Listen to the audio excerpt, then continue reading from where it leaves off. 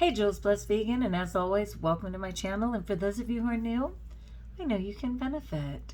So I want to talk about self-acceptance, and I have videos. You can go up and just search right there on JBV and put in self-acceptance. There's probably like 4 or 5 videos in there, and it's always an ongoing challenge for me, you know. But this is a fantastic article. I love to say that. It's from a mindfulness website, and of course I'll share it in the description of this video. But what I was thinking was, you know, it's such a difficult time because we're living in a virtual experience that we've never had, right?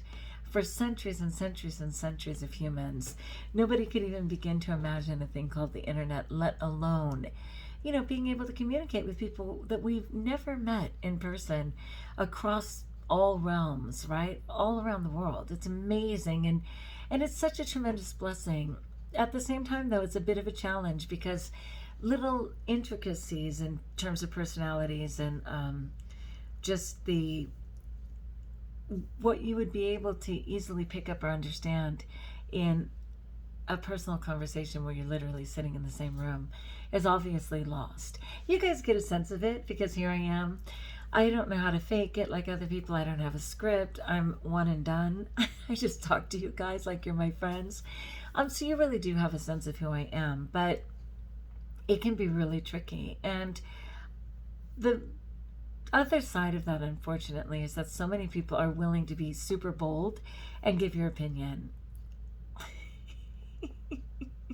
I'm giggling because, of course, you guys are like, you mean like you, Jules? Yes.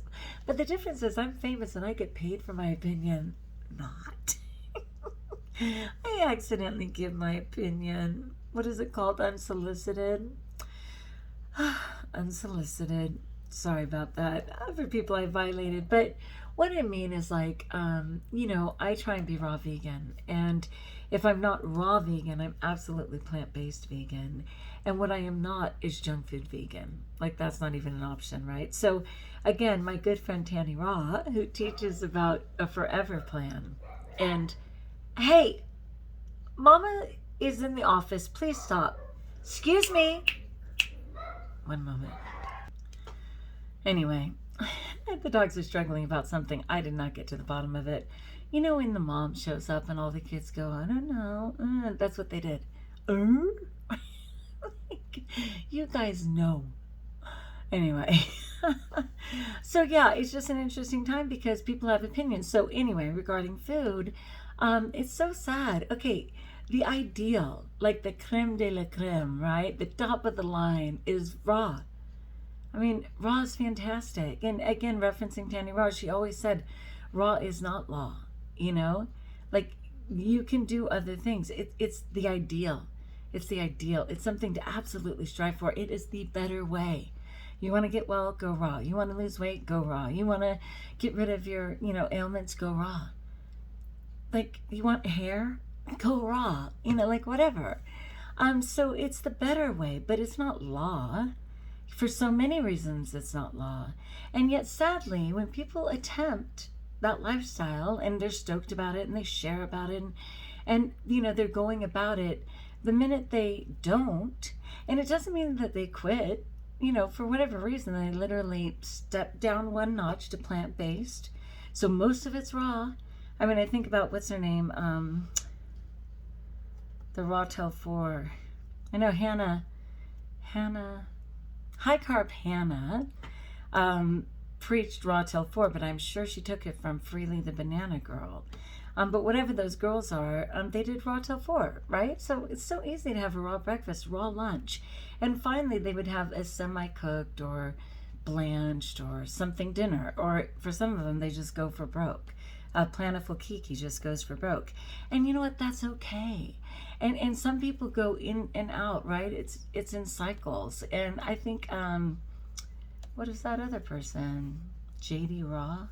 I think it's JD Raw. Has recently incorporated a little bit of food. You know what? Is it a dead animal? No. Is it God's food? Yes. Is it at least plant-based? No salt, no oil, no sugar? Yes. Well, rock on. Party on, my friends. Party on. But there's a ton of people out there the same people who say, so where do you get your protein? Okay, do we really have to go over this again? That animals get their protein from grass and plants, and that the only reason you get proteins from animals is because of them eating it. It's all right. I'm a teacher. Kids will ask again and again, and I will answer again and again. Okay, but anyway, I'm just so sorry for that. So this is I'm Enough, 4 practical steps, and it's very brave. 4 practical steps for nurturing self-acceptance. You know, we don't have to answer to everybody. You just don't have to answer to everybody. There is that tendency, especially when we're operating at the speed of light. But there's a lot of grace in holding back, you know, and making sure that you're caring for yourself. So I was talking to a friend and they were just like, wow, everybody was bagging on me because I just barely incorporated, like, again, like blanched, a semi-heated something that, you know, was actually heated on a stove instead of in the dehydrator, and people freaked. I'm so sorry. I'm so sorry for that. Because again, who are we answering to? Who are we answering to? Because we're adults by all accounts. Everyone on here, it literally says 18 and over. So by all accounts, you're considered adults. And we don't have to answer to anyone, right? And yet there's that tendency to do so. So let's get into it. This is by Maria Miller. And she's got a bunch of stuff. Bachelor's of Science, RYT,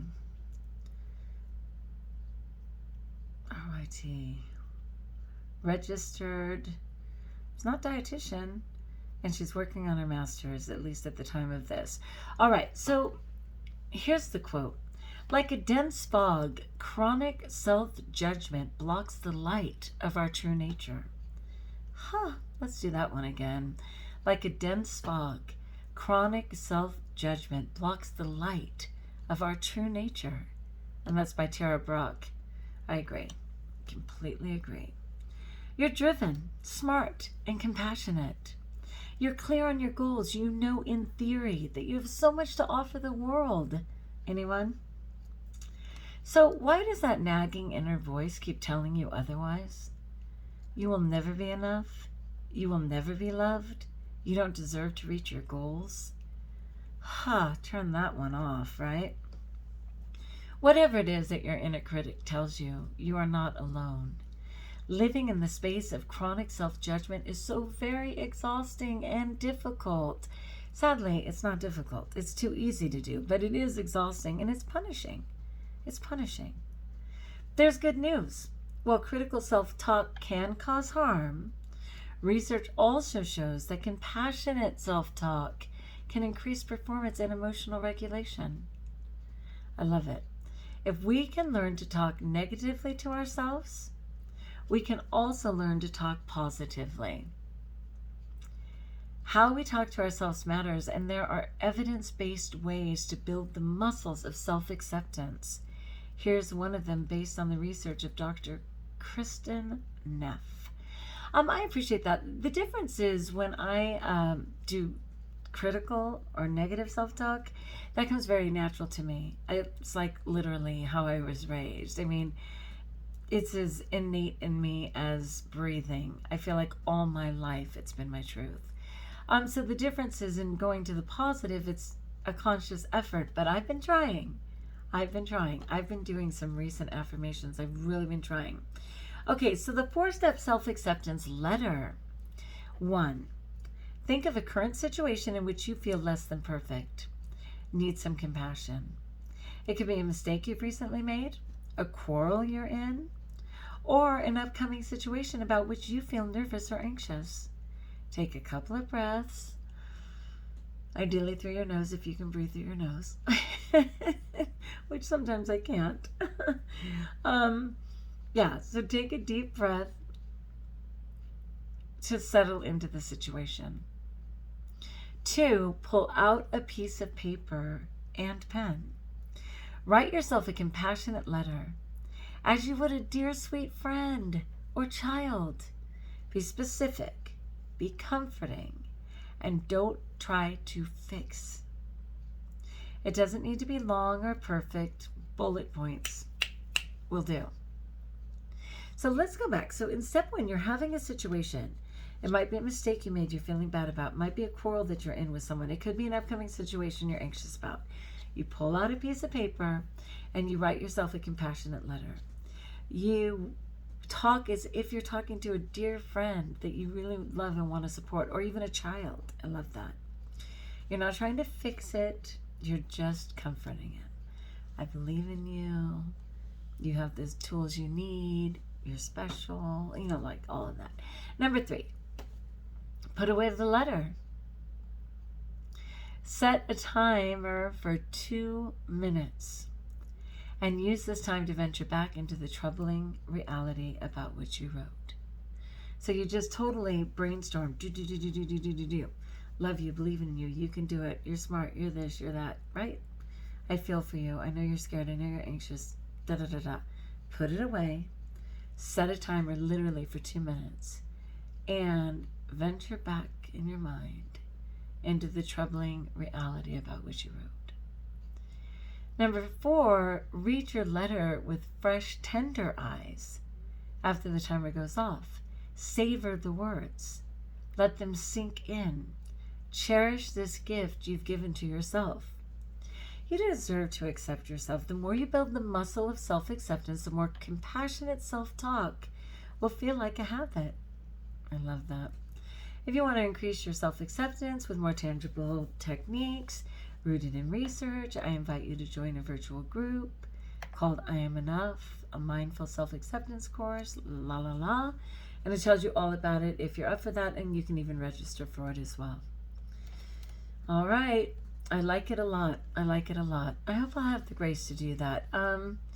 Anyway, I just wanted to mention that because I'm just so sorry for the current condition, because a lot of people are already tired post-COVID, and we're not even post, and all of the stuff that we've been through, the quarantine, but also just the opinions, right? I think it's okay to have an opinion, but you have to ultimately resign or let it go over the love you have for that person, right? So I grew up in a my gosh, 13 people, super opinionated, always ready for what we refer to as a debate, not an argument, right? It was a debate.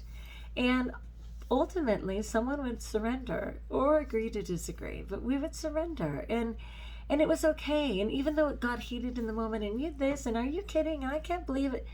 At the end, it was all laughter and hugs and love, and oh well, that was just something we worked through. And that was really hard for my husband when we first got together. He was like, dang, your family is like really intense, and I was like, wow, really? Like, I just didn't know, because it's just the way it was. But there's no doubt he recognized the passion and love, and that at the end of the day, we absolutely had acceptance and support, and just diehard devotion and commitment to each other, right? And so for me, I love that. I'll take that all day long, But anyway, yeah, I just wanted to say, I pray that you'll have grace to just accept yourself, to care for yourself, to know that you're okay, and to be in your adult and remember you don't have to answer to people, right? Because it's just sad. There's so many people out there that we will never actually know, and they're just going for broke, right? With all their opinions and their stuff. This is a very small channel. I know, you're shocked. Wait, what? I thought this was like... Okay, it's a small channel. It's a really great group of people, okay?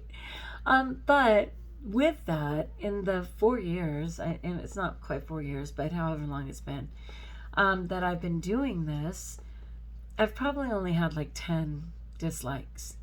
One time a kid tapped in on a video, and he and all his friends put dislike, and there was 200 people. I'm not kidding you.